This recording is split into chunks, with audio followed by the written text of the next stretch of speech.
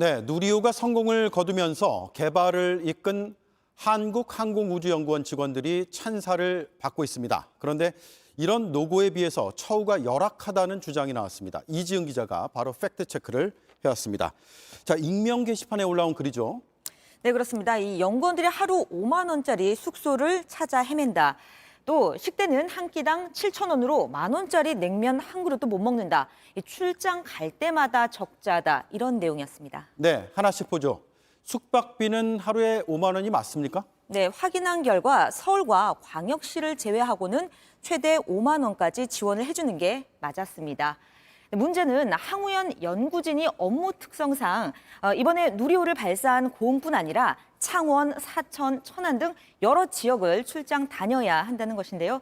그럼에도 불구하고 다른 연구기관과 비교하면 다소 낮은 수준으로 숙박비를 지원해주고 있었습니다. 생산기술연구원의 경우 최대 7만 원에서 9만 원까지 지원하고요.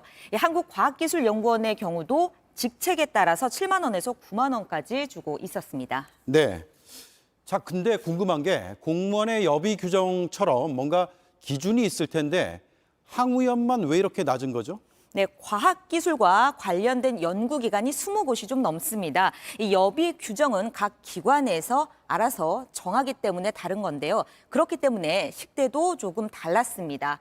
네, 항우연의 경우 하루 기준으로 일반 연구원급과 선임급은 25,000원이고 책임급은 28,000원이었습니다. 익명 게시판 글처럼 7,000원은 아니지만 한 끼당 8,000원에서 9,000원 사이인 거죠.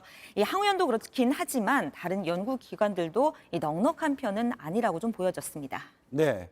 예산을 절약해서 쓰는 건 시청자들께서 다 동의하실 것 같습니다. 하지만 이렇게 국가적인 사업에 투입되는 인력을 너무 열악하게 처우하면 그것도 동의하지는 않으실 것 같습니다. 교통비는 어떻습니까? 네, 기본적으로 대중교통 운임은 이 정액으로 지원을 하고 있었습니다. 예를 좀 들어보겠습니다. 대전 항우연 연구원에서 고흥까지 갈 경우를 산정해 봤는데요. 이 대전에서 순천까지 새마을호를 타고 이 순천에서 고흥까지 시외버스로 가야 하는 그 요금으로 책정이 된 겁니다.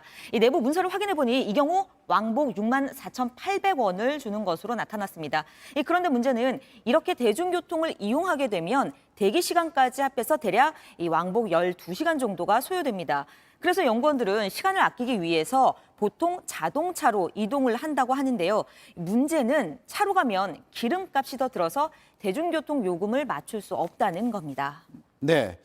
특히 요즘에 기름값이 많이 올라서 더더욱 힘들 것 같습니다. 네, 그래서 연구원들 불만이 상당했는데요. 그래서 누리호 발사 직전인 5월 초에 자동차를 이용하면 95,000원을 정액 지원하기로 규정을 바꿨다고는 합니다.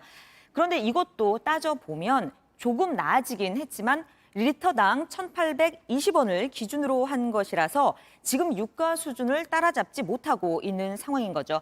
이 중앙부처 공무원들을 좀 살펴보니까 출장 전후의 유가를 기준으로 실비 지원하고 있었습니다.